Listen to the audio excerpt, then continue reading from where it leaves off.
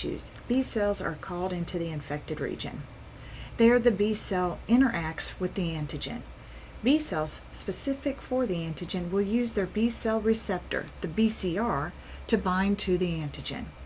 Once bound to the antigen, the B cell internalizes the BCR with antigen, and enzymes within the B cell degrade the antigen down.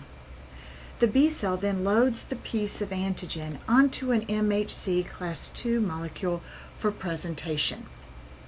Now the B cell is ready for full activation. This requires the help of a helper T cell. The helper T will bind to the B cell if it recognizes both the MHC and piece of antigen. As you see here, the T cell uses its CD4 marker to recognize the MHC on the B cell. The T cell uses its TCR, the antigen receptor, to recognize the piece of antigen being presented.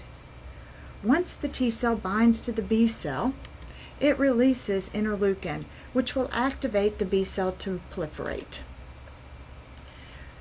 The B cell will then produce memory cells and plasma cells.